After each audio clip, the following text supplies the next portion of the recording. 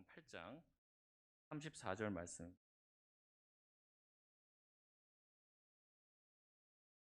신약성경 마가복음 8장 34절.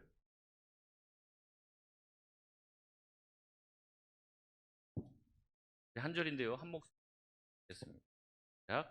우리와 제자들을 불러 이르시되 누구든지 나를 따라오려거든 자기를 부인하고 자기 십자가를 지고 나를 따를 것이니라. 아멘. 친구들과 한번 인사해 보겠습니다. 새해 복 많이 받으십시오. 한 번 더 해보겠습니다. 사랑하며 삽시다. 올 한 해 사랑만 하고 사시길 바랍니다. 미워하지 마시고.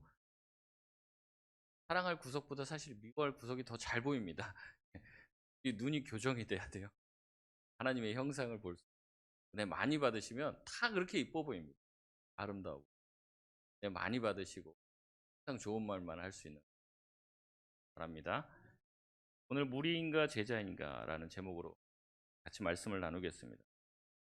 남미의 후안 까를로스 오르티즈 목사님이라는 분이 책들이 굉장히 많은데요.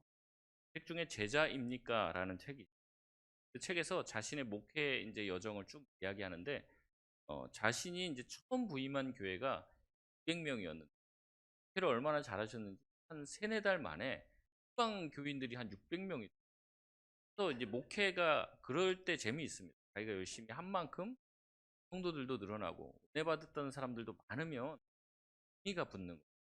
열심히 목회를 신나게 하고 있던 어느 날 본인이 늘 기도하는 기도 시간에 기도를 하는데 갑자기 하나님이 자기 마음에 큰 책망을 하셨다는 거예요.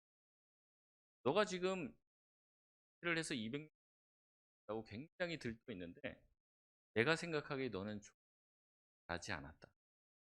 네가 교인 수를 200에서 600으로 늘렸다고 해서 네가 대단한 줄 아는 모양인데 그것은 자라나는 게 아니라 살이 찌고 이런 말씀을 들었다는 거예요. 그래서 오르티지 목사님이 회개하고 자신의 사역을 돌아보게 되었다는 거예요. 이렇게 얘기합니다. 주님은 우리를 십자가의 군병들이라고 말씀하셨지만 오늘날 대부분의 교회들은 그때라기보다는 차라리 신생아들로 가득 찬 산부인과 병원처럼 보인다. 때로는 우리는 수적으로 증가하고 있는 교회를 바라보며 그것이 성장이라고 생각한다. 그러나 수적 증가가 곧 영적 성장을 말하는 것은 아니다. 무덤들도 역시 수적으로 증가하고 있다. 여러분, 교회가 단순히 수적으로 증가하는 것이 그 교회가 건강하고 그 교회가 하나님이 보기에 기뻐하는 교회만은 아니다라는 이야기를 하는 거죠. 교회가 건강하다는 이유는 그렇게 말할 수 있는 그 교회에 예수님을 따라가고 예수님을 닮아가는 성격이 얼마나 많느냐에 따라서 평가할 수 있다는 거예요. 사동교회는 어떨까요? 예수님을 따라가는 그런 제자들이 많은가요? 예수님을 위해서 영적 전투를 하는 전사들, 신들이 많은가요? 아니면 이거 해주세요, 저거 해주세요 하는 영적인 어린아이들이 많은가요? 오늘 본문에서는 예수님과 함께 다니는 사람들에 대한 이야기가 나오는데 여기를 보면은요, 다 제자는 아니었던 것 같아요. 예수님과 함께 있는 사람들이 많았는데 다 제자는 아니었어요. 오늘 본문 말씀 보니까 어떤 사람들이 있었습니까? 무리와 제자들이 있었다고 얘기합니다. 그래서 이 무리와 제자들을 예수님이 부르시고 그들에게 같이 말씀을 주시는 거죠. 같은 말씀을 주시는 거죠. 무엇이라고 합니까? 누구든지 나를 따라오려거든. 이미 함께 자기와 있는 사람이에요. 어떻게 보면 그 사람들은 이미 예수님을 따르고 있는 사람인지도 모릅니다. 예수님은 뭐라고 시작을 하냐면 그들을 불러 모으시고 나를 따라오려면 이라는 이야기를 하신다는 거죠. 여러분, 왜 이런 말씀, 이 따르고 있는 사람들에게 나를 따르려면 이라는 말씀을 하실까요?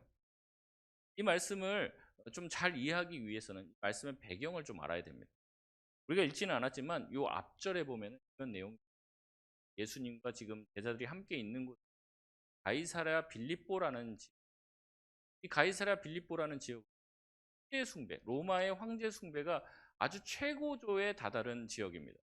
그래서 그 지역에서는요, 로마 황제를 숭배하는 것 이외에 다른 것은 할 수 없는 그런 지역. 그런 지역에 가서 예수님이 질문을 던지십니다. 뭐라고 하시냐면 사람들이 나를 누구라고 하느냐? 너희는 나를 누구라고 하냐? 라는 질문을 그때 이제 베드로가 굉장히 유명한 대답을 하는 거죠. 그는 그리스도시요 살아계신 하나님의 아들이십니다. 이런 대답을 합니다. 근데 이 마가복음에서는 좀 짧게 나와요. 그리스도십니다. 이렇게 대답을 합니다. 그 이야기를 하자 이제 예수님은 베드로에게 엄청난 축복을 주시면서 그 다음에 어떻게 되냐면 비로소 예수님이 십자가에서 죽고 다시 부활하셔야 될 것을 그때부터 가르치셨다라고 말합니다. 그 전까지는 예수님이 십자가에서 죽거나 부활하신다는 내용들을 가르치지 않았던 것 같아요. 이때 주가 그리스도가 되신다라는 이 사실을 고백하자 그 고백한 사람들에게 이 사실을 전달하기 시작했다는 거죠. 예수님이 십자가에서 죽고 너희 죄를 위해서 십자가에서 죽고 내가 3일 만에 다시 부활할 것이야 라는 것을 가르쳤어요. 근데 이 말을 듣자마자 베드로가 어떻게 하냐면 예수님을 붙들고 항변했다라고 나옵니다. 예수님을 붙잡고 막 항의를 했다는 거예요. 굉장히 예의 없이 막 항의를 했어요. 뭐라고 항의를 하냐면 절대 예수님에게 이런 일이 있을 수 없습니다. 이렇게.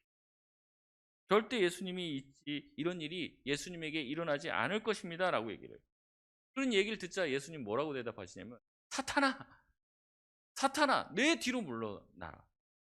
너가 하나님의 일은 생각하지 않고 사람의 일을 생각하는도다. 이렇게 책망을 하십니다. 그 다음에 나온 구절이 오늘의 말씀입니다. 예수님께서는 앞서 자신을 따르는 길은 꽃길이 아니라는 것을 말씀하고 사람들은 예수님의 놀라운 표적을 보고 따라왔어요. 제자들도 예수님을 따라오는데 그 이유가 무엇이냐면 예수님이 왕이 되시면 그 예수님이 왕으로 등극하시면 자기들도 그 옆에서 한 자리씩을 꿰차고 싶었던 사람들이 바로 제자들이었습니다. 결국 그들은 예수님과 함께 있는 것처럼 보였지만 궁극적으로 예수님을 따르는 사람들은 아니었다는 것이죠. 요한복음 6장 26절의 말씀을 봅니다. 예수님께서 대답하여 이르시되 내가 진실로 진실로 너희에게 이르노 너희가 나를 찾는 것은 표적을 본 까닭이 아니요 떡을 먹고 배부른 까닭이로다 라고 말합니다. 여기에서 예수님께서는 우리들이 예수님을 따르는 이유가 예수님 자체가 아니고 예수님을 따라다니면서 떡을 먹고 배부를 수 있기 때문에 예수님을 따랐다고 말을 하는 거죠. 제자들도 마찬가지입니다. 베드로가 예수님에게 그 십자가에서의 그 일이 예수님에게 일어날 수 없다라고 말한 이유는 무엇이냐면 예수님께서 십자가에서 죽으시면 자기가 꿈꿔왔던 그 일을 누릴 수 없기 때문에 그런 것이죠. 그러면 예수님을 따르기 위해서 베드로는 자기의 배를 버렸어요. 자기의 모든 직업을 청산하고 예수님을 따랐습니다. 지금도 어부들은요 가난한 사람이 아니에요. 이제 배를 가지고 있는 선장은 굉장히 돈이 많은 사람입니다. 혹시 아시는지 모르겠지만 작은 배도요 가서 가격을 물어보면 한 4억 5억 정도 합니다. 그 당시에 배를 가지고 있던 선장은 굉장히 돈이 많은 사람이었죠. 근데 이 사람이 지금 예수님을 따르기 위해 그걸 버린 거예요. 그래서 예수님을 따르기 시작했기 때문에 그 예수님께서 왕이 되지 않고 십자가에서 죽게 되면 어떻게 되는 거예요? 자기는 예수님한테 모든 것을 다 걸었는데 아무것도 얻지 못하게 되는 거죠. 자기 인생이 완전히 공을 치게 되는 것입니다. 여러분 다른 제자도 마찬가지예요. 예수님을 따른다고 나왔지만 실제 예수님을 따른 게 아니에요. 예수님의 제자 중에 요한과 야고보의 어머니는요. 예수님에게 찾아와서 크게 절을 합니다. 크게 절을 하고 뭐라고 얘기해요? 예수님이 왕이 되실 때 내 아들을 또 우편에 앉게 해달라고 예수님에게 요청을 합니다. 근데 열 제자들이 그 얘기를 듣고 이해했다라고 말을 하는 거예요. 그 열 제자들도 어떤 꿈을 꿨던 겁니까? 예수님이 나중에 왕이 되셨을 때 자기들도 그 자리에 올라가기를 꿈꿔왔다는 거죠. 그렇기 때문에 다시 한번 얘기해야 되지만 우리들도 그렇고 예수님을 따르는 그 제자들도 마찬가지로 정말 예수님을 따른 사람인지를 다시 한번 예수님이 묻고 있는 거라는 거죠. 여러분, 그들이 따른 것이 무엇이었습니까? 이들이 예수님을 따른 이유가 무엇일까요? 여러분, 그들이 예수님을 따름으로써 떡을 먹기를 위했고, 또 예수님의 제자들이 예수님을 따른 이유가 결국에 예수님이 왕자리에 올라가서 자기도 옆에서 한 자리씩을 꿰차려고 한 것이 그들의 목적이었다면, 그들은 진정으로 예수님을 따른 것이 아니고 자기의 명예와 자기의 권력을 위해서 예수님을 따르는 것처럼 보였던 것뿐이죠. 그래서 그런 자들을 바라보며 예수님은 이 자기를 따르는 것처럼 보이는 그들을 향해서 뭐라고 얘기하는 거예요? 너희가 나를 따르려면, 너희가 나를 진정으로 따르기 위해서는 어떻게 해야 된다는 거예요? 두 가지를 얘기하는 거죠. 첫 번째는 뭐예요? 자기를 부인하는 일이라는 거죠.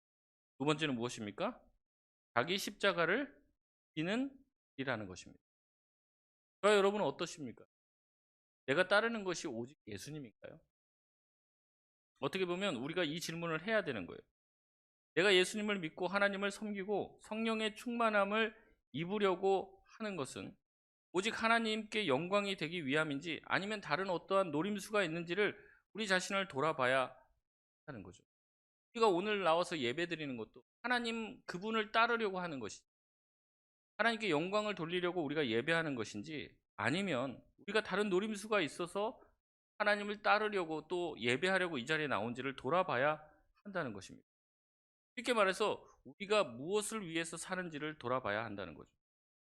우리가 주님을 위해서 살지 않고 주님 이외에 다른 것들을 따르고 있다면, 우리는 주님을 믿고 주님을 따른다고 이 자리에 나와 있지만 실제로는 그 주님을 따르는 게 아니라 주님을 섬기면서 얻기 위한 다른 것을 따르는 거예요.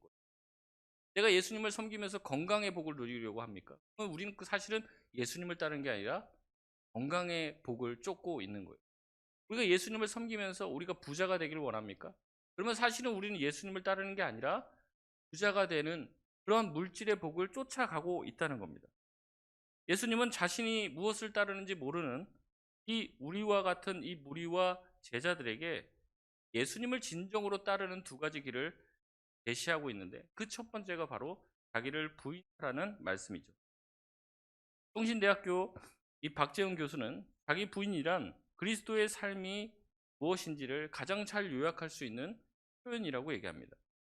그리스도인이라면 자기 중심적인 사고방식을 버리고 자기 주장을 버리고 예수 그리스도 중심적인 삶을 살아야 되는데, 이것이 바로 자기 부인이라는 거죠. 자기 부인의 반대말은 이기주의예요. 자기 자신만을 생각하는 이기주의에서 모든 죄악이 나오는 거죠. 자기를 부인하기 위해서는 어떻게 합니까? 결국에 자기 죽임으로 이어져야. 예수님의 제자라면 우리가 자기 자신을 주장하지 않고 자기 죽임의 삶을 살아야 되는데, 교회가 오늘날 왜 이렇게 시끄럽고 다툼이 많이 일어나는지를 돌아보면 결국에 자기 죽임이 일어나지 않았기 때문에 그래요. 내가 살고 내 주장이 살아있기 때문에 그런 것이죠. 내 성격이 살아있고 내 생각이 살아있기 때문에, 그 다음에 내 자신이 드러나고 싶고 내 자신이 인정받고 싶은 본능이 우리 가운데 여전히 뿌리 깊이 박혀 있기 때문에 우리가 어떻게 되는 거예요? 자꾸 자기 주장을 하고 자기를 드러내는 겁니다. 그래서 결국에는 자기를 부인하는 것에 이르지 못하는 것이죠. 여러분, 이러한 삶을 통해서는 결코 예수 그리스도가 드러날 수 없습니다. 예수님께서는 그런 자화와 결별해야 한다고 이야기하며 자기 부인을 이야기하고 계시는 거예요. 사도 바울은 무엇이라고 고백했습니까? 빌립보서 3장 7절에서 8절 말씀을 보면 이렇게 합니다. 그러나 무엇이든지 내게 유익하던 것을 내가 그리스도를 위하여 다 해로 여길 뿐더러. 같이 읽겠습니다. 또한 모든 것을 해로 여김은 내 주 그리스도 예수를 아는 지식이 가장 고상하기 때문이라. 내가 그를 위하여 모든 것을 잃어버리고 배설물로 여김은 그리스도를 얻고. 아멘. 자기에게 유익하게 여겼던 모든 자랑을 다 해로 여겼다라고 말하고 있습니다. 예수님을 알고 예수님을 따르기 위해 다른 모든 것은 배설물로 여기고 주님만을 주장하는 삶을 살았다는 거죠. 여러분, 자기를 부인하는 자는요, 자기의 옛 자아를 예수님과 십자가에 못 박은 사람들이에요.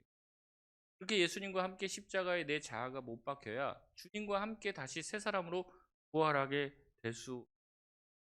그러면 정말 2023년도 새롭게 새 마음을 가지고 주님과 함께 새로운 삶을 살기를 원하십니까? 그러면 우리가 가지고 있는 옛 자아의 모습, 예수님과 함께 십자가의 못 방, 내가 하고 싶은 말들을 해서는 안 되고 내 주장을 자꾸 하려고 해서는 결국에 내 생각, 내 주장을 자꾸 내세우다 보니까 자꾸 트러블이 일어나고 부딪히는 것이 일어나는 거예요. 제가 한번 말씀드린 적이 있어요. 피시는 사람이 완전히 죽으면 찔러도 어때요? 반응이 없어요. 근데 우리가 누군가 옆에서 나를 쿡 찌르면 내가 확 나오는 이유가 무엇입니까? 결국에 내가 살아있는 거예요. 내가 예수님과 함께 십자가에서 죽는 자기 부인의 체험을 우리가 아직 경험. 그러니까 옆에서 누군가 조금만 자극해도 내 안에 있는 막 안 좋은 것들이 막 나오잖아요. 내 안에 가라앉아 있던 것들과 휘휘 저으면 다 올라오잖아요. 그러면 그래서는 안 됩니다. 옛 자아를 날마다 십자가에 박아 주님과 함께 날마다 새롭게 부활하는 체험을 할 수 있는 저와 여러분 되시길 바랍니다. 두 번째는 자기 십자가를 지라라고 예수님 말씀하십니다. 마태복음 10장 38절에서는 주님은 또 자기 십자가를 지고 나를 따르지 않는 자도 내게 합당하지 않는다라고 말씀하고 계십니다. 그러면 자기 십자가를 지라고 하는데 자기 십자가가 무엇일까요? 이 자기 십자가를 알기 위해서는 그리스도의 십자가가 무엇인지 살펴봐야 합니다. 그리스도의 십자가는 무엇이었습니까? 그리스도께서 하나님의 뜻을 이루기 위해 하나님의 뜻을 성취하고 하나님의 계획을 이루기 위해서 예수님 스스로 자기를 부인하고 자기 자신을 죽기까지 내어준 순종의 길을 걸어간 것이 그리스도의 십자가예요. 그렇다면 우리가 져야 할 자기 십자가는 무엇입니까? 앞서 말했듯이 자기를 부인하는 것이 그리고 어떻습니까? 하나님의 뜻을 성취하고 죽기까지 그 말씀에 순종하는 것이 자기의 십자가를 나의 뜻을 구하는 게 아니에요. 하나님의 뜻을 구하는 것이. 누가복음의 이 평행 본문이 똑같이 나옵니다. 1장 23절인데요. 말씀을 보면 날마다 자기 십자가를 지고 나를 따르라고 말씀을 하고 있어요. 날마다. 한 번이 아니죠. 매 순간 매일 나의 뜻을 꺾고 예수님처럼 하나님의 뜻을 이루어내는 삶을 살아가는 것이 우리에게 주신 자기 십자가인 줄 여러분 믿으시길 바랍니다. 내 뜻대로 이루어지는 게 다 좋은 거예요. 우리가 기도해야 하는 거 하나님 내 뜻대로 이루어지는 것이 아니라 하나님의 뜻이 내 뜻대로 되기보다 하나님의 뜻대로 되는 것이 나에게 더 큰 줄 그 믿음을 가지고 살아가야 한다는 것이죠. 이렇게 우리가 예수님을 진정으로 따르려면 어떻게 해야 한다고 했습니까? 자기를 부인하고 자기 십자가를 지고 따르라고 말씀을 하십니다. 이렇게 주님을 따르는 사람이 주님의 참된 제자인 줄 믿습니다. 그렇기 때문에 우리 교회는 제자를 세우는 교회가 되어야 돼요. 교인만 늘어나는 교회가 되어서는 안 됩니다. 다른 목적으로 교회의 자리만 채우면 된다고 생각해서는 안 됩니다. 주님을 따르는 진정한 제자들이 늘어나야 돼요. 그리고 우리 자신도 그 제자로서 살도록 부단히 애써야 돼요. 내 자신을 부인하고 나에게 맡겨주신 그 주님의 십자가를 지며 나가야 되는 거죠. 예수님께서 우리에게 주신 지상 명령도 마찬가지입니다. 마태복음 28장 19절의 말씀 보면 그러므로 너희는 가서 모든 민족을 제자로 삼아 아버지와 아들과 성령의 이름으로 세례를 모든 민족으로 어떻게 하라고 그래요? 제자를 삼으라고 얘기해요. 모든 민족으로 교인을 만들어라 이렇게 얘기하지 않습니다. 모든 민족 제자를 삼으라고 얘기해요. 그러면 교회의 설립 목적과 교회의 존재 이유는 무엇입니까? 제자 삼는 거예요. 제자 삼는 거. 제자로서 살도록 이끌어가는 것이 교회가 해야 될 일인 겁니다. 그래서 올 한 해 표어가 사람 살리고 제자 세우는 공부 두 가지인데요. 사람 살리고라는 말은 전도를 얘기하는 거죠. 영혼을 살리고 그 사람이 정말로 진정한 생명을 얻게 전도를 하자는 얘기입니다. 제자 세우는 공동체는 무엇입니까? 우리를 예수님이 제자로 불러주셨어요. 베드로도 마찬가지고 요한도 마찬가지고 제자로 불러주셨어요.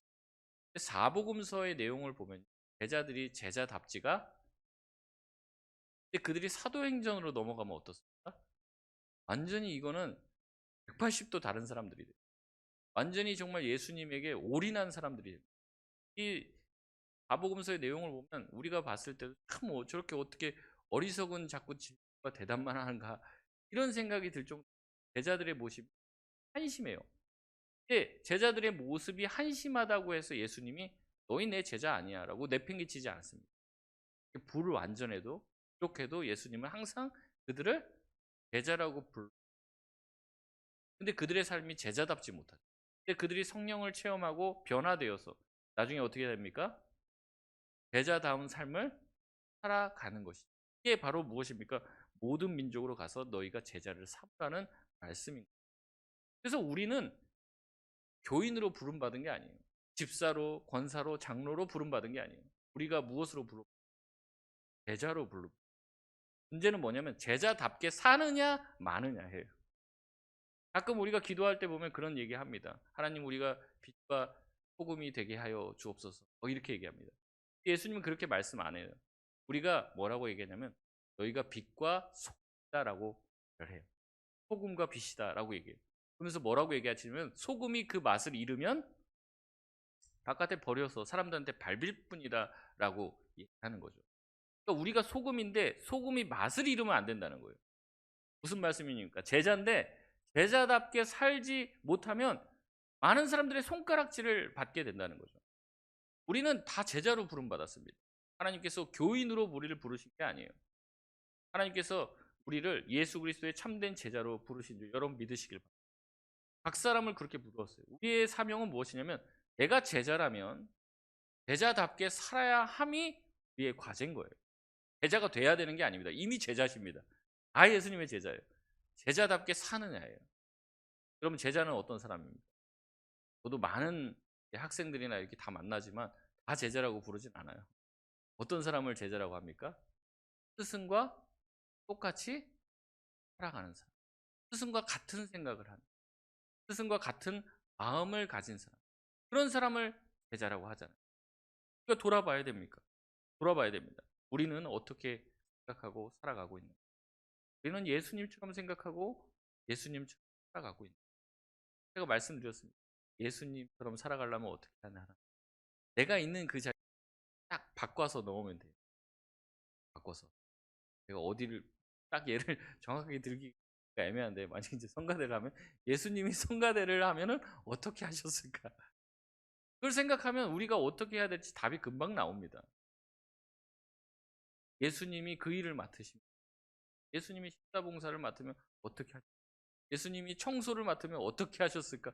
우리가 그 마음 가지고 하는 것이 너무 중요하다는 거죠. 여러분 이런 얘기를 들으면 또 여러분 부담스러울 수, 난 제자 아닌데 제자라고 하고 제자답게 살라고 하니까 상당히 부담스러워. 못 나왔나 보다. 여러분 근데 여러분 스스로가 무리로 계속 남으려고 해서는 안 돼요. 왜냐하면 이 마가복음에서는 이 무리라는 칭호를 통해서 이 무리가 어떻게 변화되는지 보여요. 이 무리는 굉장히 팬입니다. 예수님. 예수님이 밥도 주고요. 예수님 따라다니면 희한한 것도 많이 볼 수 있어요.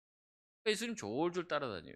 굉장히 많은 무리가 있는데 그 무리는 결코 예수님 가까이 들어오지는 않습니다. 멀찌감치 떨어져서 적당한 거리를 두고 있어요. 우리 대부분이랑 비슷합니다. 너무 교회에 이렇게 들어오지도 않고 그렇다고 교회와 거리를 두고 멀리 떨어지지도 않은 거예요. 애매한 거리를 유지하면서 주님을 계속 따르고 있습니다. 그 사람들은 스스로 생각하기에 자기가 신앙생활 잘하고 있다고 생각해요. 그런데 이 예수님을 따르던 무리는 나중에 그 태도를 마가복음 15장에 보면 예수님을 따랐던 무리들이 이제는 어떻게 변하냐면 예수님을 십자가에 못 박으라고 소리 지르는 사람들로 바뀌어요.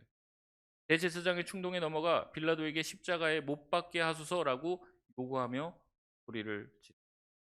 마가복음 15장 15절에 보면 빌라도가 무리에게 만족을 주고자 하여 바라바는 놓아주고 예수는 채찍질하고 십자가에 못 박히게 하여. 이 마가복음 15장을 한번 기회가 될 때 한번 쭉 읽어보십시오. 계속 무리라는 말이 나오는데 그 무리가 예전에는 예수님을 그렇게 환호하면서 따르던 무리들이 이젠 태도를 완전히 바꿔서 예수님을 못 박으라. 빌라도가 놔주려고 합니다.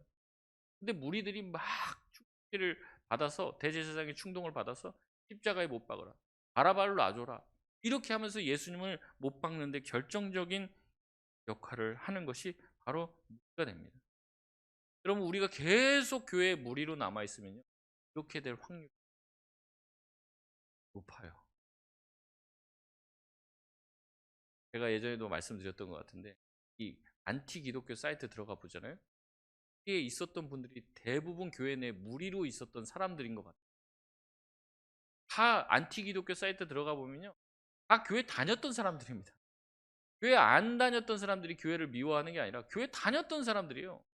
뭐 청년부회장, 자꾸 이런 얘기하니까 청년부회장이 안티 기독교인 될 것 같이 자꾸 느껴지는데, 그게 아니라 다 옛날에 교회에서 다 그 한번 날렸던 사람들이에요. 임원도 하고 뭐 잘했던 사람들이에요. 그 사람들이 어떻게 되는 겁니까? 예수님을 가까이 따르는, 그 예수님 가까이로 들어가지 못하고 제자로서의 예수님을 직접 경험하지 못하게 되니까 결국에는 예수님을 십자가에 못 박고 예수님을 모욕하는 곳에 이르게 되는 거예요. 그래서 그 사이버 세상에서 계속 그렇게 교회를 비방하고 하나님을 욕되게 하는 일에 앞장서더라는 거예요. 여러분, 예수님을 십자가에 못 박는 이와 무슨 차이가 있습니까? 여러분, 우리가 우리로만 남으려고 하면요, 제자답게 살지 않으려고 우리가 하나님과 거리를 일정 간격을 두고 가까워지려고도 안 하고 멀어지려고 하지도 않고 애매한 거리를 계속 두고 있으면요, 또 이렇게 되는 거예요. 여러분, 우리를 그 무리로 부른 게 아니라 제자로 부르셨다는 거예요. 여러분, 기억하시길 바랍니다. 예수를 따랐다면 반드시 제자의 길을 가야 한다는 겁니다. 제자를 세우는 공동체라는 말은 더 이상 우리가 교인으로 있지 말자는 말이에요.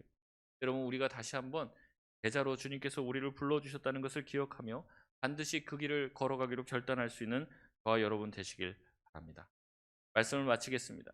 하일 아이들만 목사님이 제자인가 팬인가, 팬인가 제자인가 라는 책에서 이렇게 얘기합니다. 팬은 와서 환호하다 사라져버리는 사람이며 제자는 와서 죽고 뛰는 사람이다 라고 말했습니다. 그러면 이 시대에는 우리가 필요한 게 아니에요. 주님을 따르는 소수의 제자가 필요한 겁니다. 하나님이 코로나의 기간을 통해서 교회들을 다 다이어트하게 만들었어요. 믿음 대충 가지고 있어서는 교회 엔간해선 다니기 힘든 그런 세상이 됐어요. 하나님이 어떻게 보면 정리해고를 하신 거죠.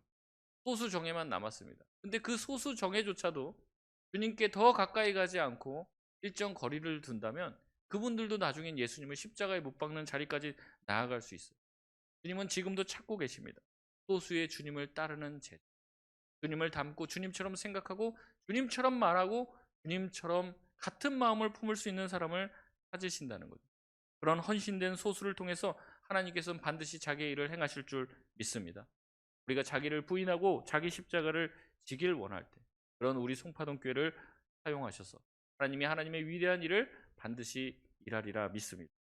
2023년도 한 해가 정말로 주님 앞에 크게 쓰임 받을 수 있는 모든 성도들 되시길 주의 이름으로 소원합니다. 찬양하며 우리 이 시간 기도하고 나가겠습니다.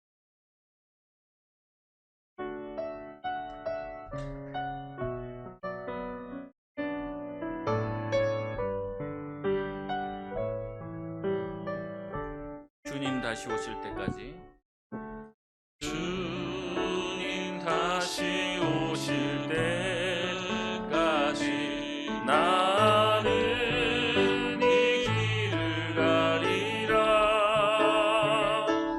좁은 문, 좁은 길,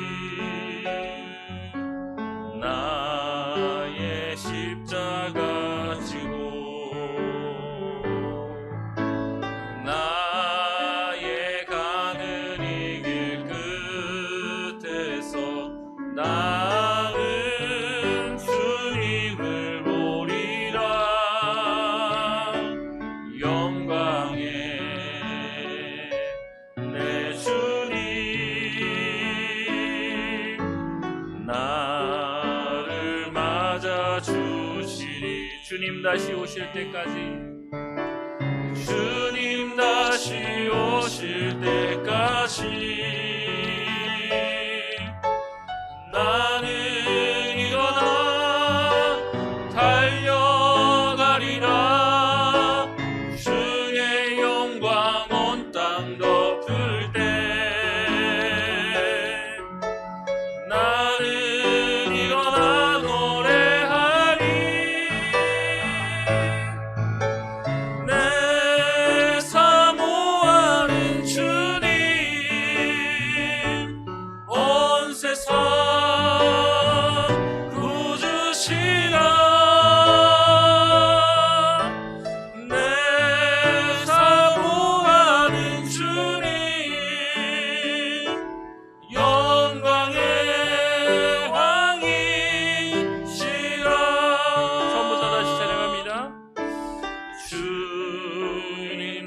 다시 오실 때까지 나는 이 길을 가리라. 좁은 문 좁은 길 나의 십자가 지고 나의 가는 이 길 끝에서 나는 주님을 보리라. 영광의 내 주님 나를 맞아 주시리. 주님 다시 오실 때까지 주님 다시 오실 때까지 나는 일어나 달려가리라. 주의 영광 온 땅 덮을 때 나는 일어나 노래하리. 내 사모하는 주님 온 세상 구주시라. 내 사모하는 주님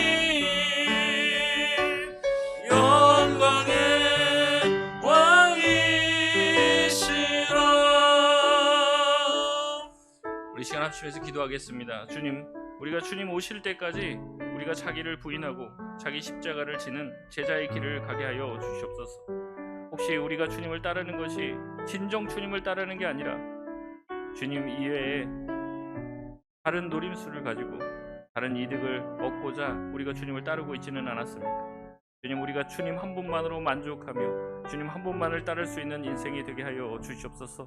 2023년도 한 해는 주님 정말로 제자답게 사는 자들 되게 하여 주시옵소서. 교인으로 끝나는 인생이 아니라 주님 부르신 것처럼 제자답게 살아갈 수 있는 우리의 삶이 되게 하여 주시옵소서. 제자답게 살아갈 수 있도록 주님 우리 가운데 성령의 충만함을 덧입혀 달라고 우리 이 시간 통성으로 기도하겠습니다. 주님 아버지, 우리 가운데 함께하여 주시옵소서. 주님, 우리 가운데 주의 은혜를 날마다 물붓듯 부어 주시옵소서. 하나님, 우리로 하여금 주님께서 기뻐하시는 길을 걸어갈 수 있는 주의 백성들 되게 하여 주시옵소서. 날마다 한 걸음 한 걸음 걸어갈 때마다 아버지 내 자신을 부인하게 하여 주시고 아버지 주님만을 바라보며 살아갈 수 있는 우리의 삶이 되게 하여 주셨소.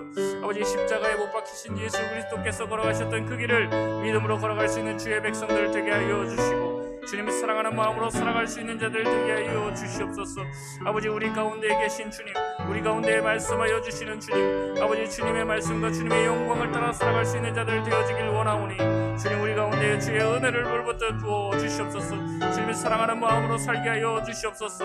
아버지, 거룩하신 하나님의 마음과 하나님의 중심을 가지고 살아갈 수 있는 자들 되게 하여 주시옵소서. 주님의 영광이 우리의 삶 가운데 가득하는 것을 보게 하여 주시고 주님을 사랑하는 마음으로 살게 하여 주셔서 2023년도 한 해가 정말로 참된 예수 그리스도의 아버지 그 제자다운 삶을 살아낼 수 있는, 제자를 키워내고 세워나갈 수 있는 아버지 우리 교회가 되게 하여 주셔서 오직 주님께 영광을 돌릴 수 있는 아버지 교회가 되게 하시고 주님 모시기에 참으로 합한 교회, 아버지 주님 모시기에 참으로 기뻐하실 만한 교회가 되게 하여 주셔서 아버지 온전히 주님 주시는 은혜로 말미암아 주님 주신 사랑으로 말미암아 기뻐할 수 있는 우리의 삶이 되게 하여 주시옵소서. 주님 주신 말씀과 그 은혜 따라 살아갈 수 있는 자들 되게 하여 주셔서 아버지 날마다 주님과 함께 믿음으로 이 길을 걸어갈 수 있는 자들 되게 하여 주시고 아버지 그 길을 걸어갈 때마다 주님 주신 은혜와 아버지 기뻐하며 살아갈 수 있는 우리의 삶이 될 수 있도록 주여 우리 가운데 은혜를 베풀어 주옵소서. 사랑이 많으신 주님 감사합니다. 우리를 제자로 불러주시니 감사합니다.